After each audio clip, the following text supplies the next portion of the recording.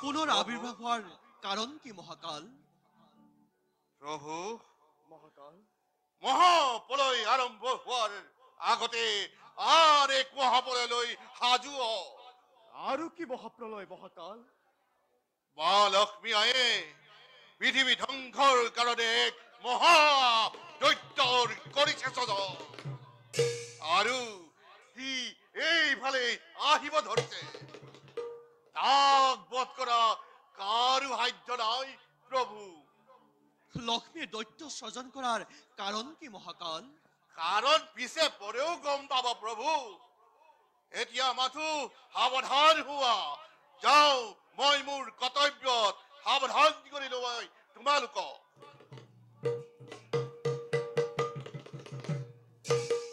তেন্তে মহা বিপদ হল প্ৰজাপতি। প্ৰভু নাৰীৰ মহিমা বুজা বৰ টান। লক্ষ্মীয়ে আমাৰ কাৰ্যত প্ৰতিদ্বন্দ্বিতা কৰাৰ পৰিণাম নিশ্চয় ভোগ কৰিব লাগিব। প্ৰভু এই টুটকীয়া নাৰদ থাকে মানে এনেবোৰ নোহোৱা নোপোজা ঘটনা ঘটিয়েই থাকিব।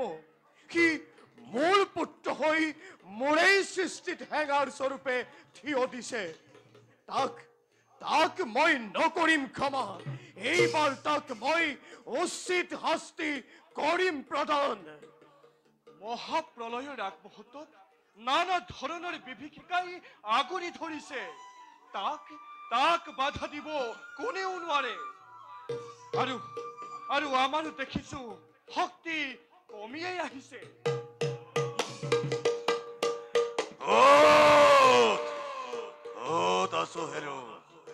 ব্ৰহ্মা, বিষ্ণু, ৰুদ্ৰ,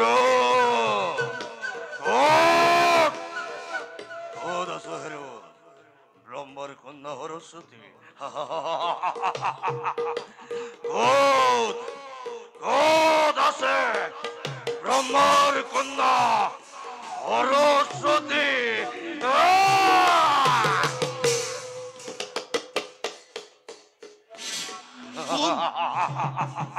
কোন তই মহাদৈত্য? কিয় তই বৈকুণ্ঠত কৰিলি প্ৰৱেশ? লক্ষ্মী নন্দন মই হয় দত্ত। লক্ষ্মীয়ে মোক স্বজন কৰি পৃথিৱীৰ সমস্ত ভূৰভাৰ মোৰ ওপৰতে কৰিছে অৰ্পণ। আৰু ব্ৰহ্মা বোলা দেৱতাৰ কন্যা সৰস্বতীকে বিবাহ কৰিবলৈ মাতৃ মোক আদেশ দিছে। মোৰ আজ্ঞা পালন কৰ। সাৱধান দৈত্য, উৰুদ্ধণ্ডালী সীমা চেৰাই গৈছে। এই মহাহুলে তোৰ বক্ষ ভেদ কৰাৰ আগতে ইয়াৰ পৰা আঁতৰি যা। ইয়াক ইয়াতে সুদৰ্শন প্ৰহাৰ কৰক, নহলে এই সৃষ্টি ধ্বংস কৰিব। বৃথা চেষ্টা দেৱতা। লক্ষ্মী আই পৰৰ কৃপাত বিষ্ণুৰ সুদৰ্শন আনহে নালাগে। মহাদেৱৰ মহা ত্ৰিশূল মোক একো বিঘিনি ঘটাব নোৱাৰো। চাও যদি তহঁতে মোৰ প্ৰমাণ চাব পাৰো। দৈত্য, ভাগ্যৰ বিড়ম্বনা ঘটিছে। লক্ষ্মীৰ কৃপাতে এই পৃথিৱীত তই মাখিৰ পৰা সিংহ হৈ বিচৰণ কৰিবলৈ আহিল। নহলে সুদৰ্শন প্ৰহাৰ কৰি তোক খণ্ড খণ্ড কৰিলো হয়। দৈত্য ৰথপালি কেতিয়াও সহ্য কৰিব নোৱাৰো। ললো এই মহাহুল, চাও বাৰু কেনেকৈ ব্যৰ্থ কৰ। লাগিল মৰ দেখা অতি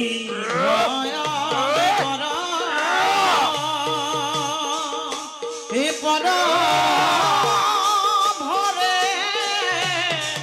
বহুমতি কবে ধৰা ধৰ।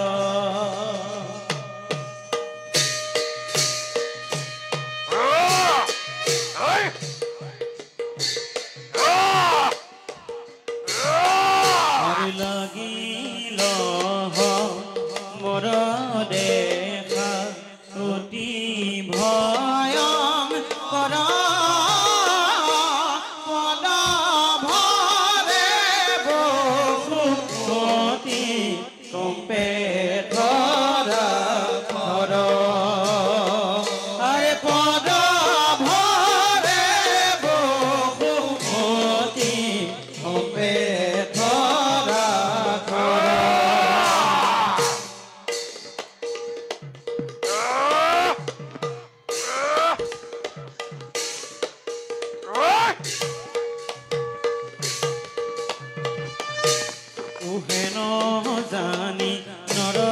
লোকে হেৰিয়া নগাম পাত লোক ডাকি বোলা ৰাম ৰাম পাত লোক ডাকি বোলা ৰাম ৰাম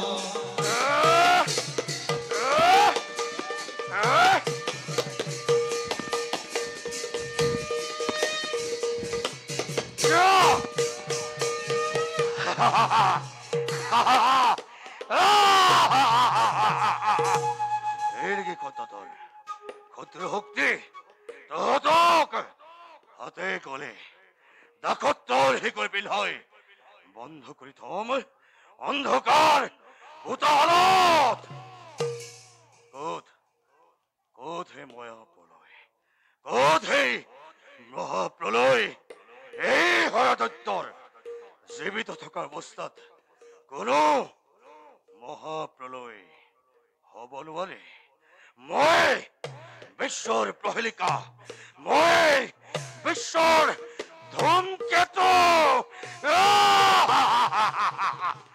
যাও যাও মই প্ৰাণৰ সৰস্বতীক বিচাৰি সৰস্বতী সৰস্বতী সৰস্বতী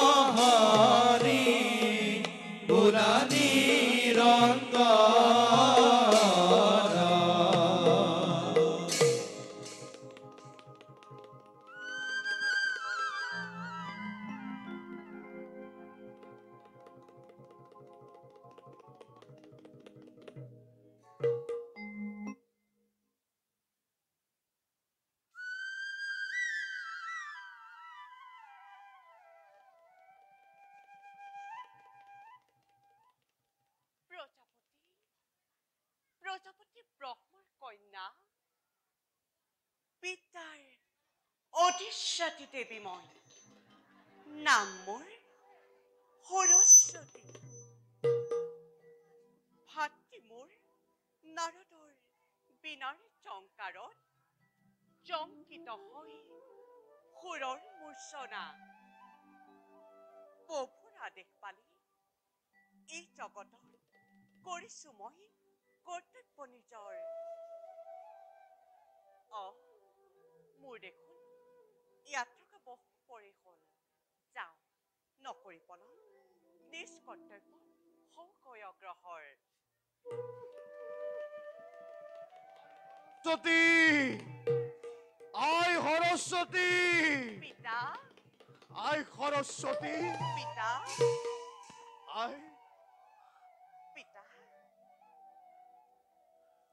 অভাগিনী সেৱা কৰিবা গ্ৰহণ দীৰ্ঘজীৱী হয় পিতা দীৰ্ঘজীৱী হয় খাই পিতা পৃথিৱীত মহাপ্ৰলয় হ'বলৈ আৰু বেছি দিন নাই মহাপ্ৰলয় হয় মোৰ পুত্ৰ নাৰদৰ কুচক্ৰান্তত পৰি লক্ষ্মীয়ে এক ভয়ংকৰ দৈত্যৰ কৰিছে স্বজন পিতা সি এতিয়া সকলো তল ওপৰ কৰি ফুৰিছে আনকি সেই দৈত্যলৈ তোক বিবাহ দিম বুলি মোক আই তোক বিবাহ দিম বুলি লক্ষ্মীয়ে দৈত্যৰ আগত কৰিছে প্ৰতিজ্ঞা সি এতিয়া তোকেই বিচাৰি ফুৰিছে আই তই তই ইয়াত এখন্তে ৰৈ নাথাকিবি সেই ঘোঁৰা মুখৰ দুৰ্দান্তকাৰী দৈত্যক দেখিলে মোৰ পেটতে হাত ভৰি লুকাই পিতা আই লক্ষ্মী এনে কুকাৰ্যত কিয় লিপ্ত হ'ব লগা হ'ল মইতো লক্ষ্মীৰ কোনো দোষ কৰা নাই আৰু লক্ষ্মীৰ এনে কুকাৰ্যত প্ৰভু বিষ্ণুৱে কেনেদৰে কৰিলে সমৰ্থ আই বিষ্ণুৱে সেইবোৰ গমকে নাপায় পিতা আমি তিনিওজনে মিলি মহাপ্ৰলয়ৰ বিষয়ে গোপনে আলোচনা কৰি আছিলো এতিয়া সেইবোৰ কথাৰ সম্ভেদ পাই বিষ্ণুৱে লক্ষ্মীৰ সহিতে এই বিষয়ে আলোচনা কৰিবলৈ গৈছে পিতা পিতা আই চাবা পিতা মই যদি সঁচাই তোমাৰ কন্যা সৰস্বতী হওঁ তেন্তে চাবা পিতা লক্ষ্মীয়ে যি পাত বহেল মোৰ বুকুলৈ নিক্ষেপ কৰিছে সেই পাত বহেল পুনৰ মই লক্ষ্মীৰ বুকুলৈ উভতাই পঠাম তেতিয়া লক্ষ্মী বুজিব এই জগতত লক্ষ্মী শ্ৰেষ্ঠ নে এই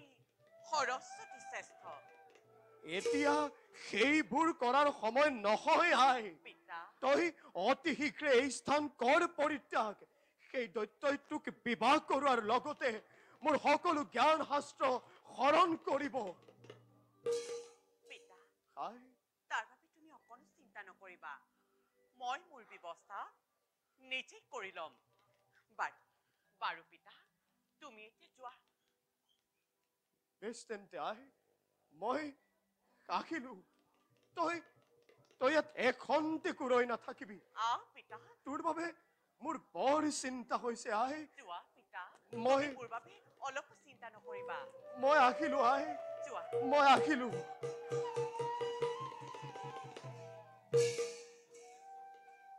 লক্ষ্মী তুমি বিষ্ণুৰ পত্নী বুলি গৰ্বতে ধৰ্ম কাৰ্য পাহৰি পেলাইছা আৰু মোক সেই দৈত্যলৈ বিবাহ দিবলৈ প্ৰস্তাৱ আগবঢ়াইছা সেই প্ৰস্তাৱে মোক সেই জগতৰ মাজত সিও জ্ঞান কৰাইছে চাও বাৰু লক্ষ্মী তুমি মোক সেই দৈত্যলৈ কেনেদৰে বিবাহ কৰোৱা লক্ষ্মী চাম তুমি মোক সেই দৈত্যলৈ কেনেদৰে বিবাহ কৰোৱা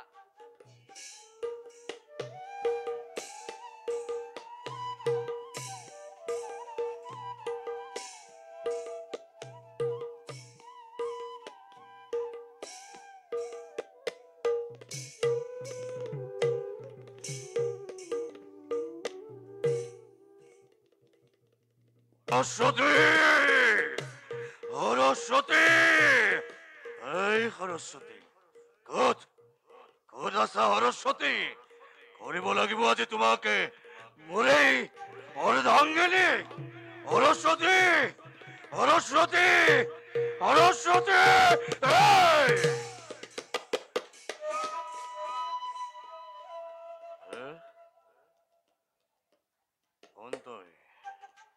তই যখিনী নে ভূতনী এই হয় দৈত্যৰ আগত কিন্তু আৰু মায়া নচলিব। দে দে দে তোৰ সত্য পৰিচয়। দৈত্যপতি এই মই জকিনী ভুতুনি একোৱেই নহয়। তেন্তে কি তই? মই লক্ষ্মী আইতাকী সৰস্বতী। ঐ! লক্ষ্মী আইতাকী সৰস্বতী? মাতৃয়েতো মোক কৈছিল সৰস্বতী সমান ৰূপৱান গুণৱান এই পৃথিৱীত কোনোৱেই নাই। তেনেস্থলত তই সৰস্বতী? নাই নাই নাই, মোৰ বিশ্বাস নহয়। দৈত্যপতি এ? তোমাৰ মাতৃয়ে তোমাৰ ওচৰত মিছাৰ আশ্ৰয় লৈছে। এই! এই জগতত এই! সৰস্বতী বুলি অন্য কোনো নাৰী নাই। কোনোৱেই নাই। গতিকে দৈত্যপতি গতিকে কি? মোক গ্ৰহণ কৰি এই!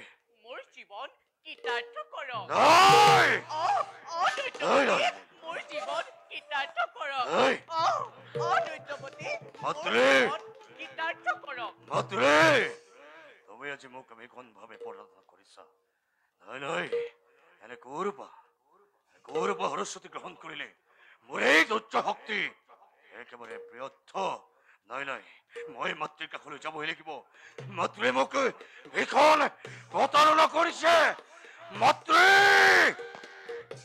আঁতৰি যা, মোক কৃতাৰ্থ কৰক আঁতৰি যা তই মোৰ সন্মুখৰ পৰা। কৃতাৰ্থ কৰক। আঁতৰি যা। মোক কৃতাৰ্থ মাতৃ!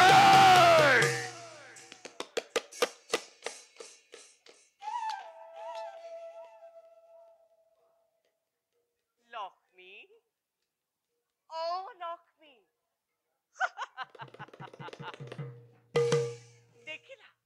দেখিলা লক্ষ্মী, তুমি মোৰ বুকুলৈ যিপাত ব্ৰহ্মশেল নিক্ষেপ কৰিছিলা, সেইপাত ব্ৰহ্মশেল পুনৰ মই তোমাৰ বুকুলৈ উভতাই পঠাইছো। চাওঁ বাৰু এইবাৰ তুমি কেনেদৰে ৰক্ষা পৰা। এইবাৰ তুমি নিশ্চয় বুজিবা এই জগতত তুমি শ্ৰেষ্ঠ নে এই সৰস্বতী শ্ৰেষ্ঠ। যাওঁ এই কাৰ্য মই ভালদৰে নিৰীক্ষণ কৰোঁগৈ।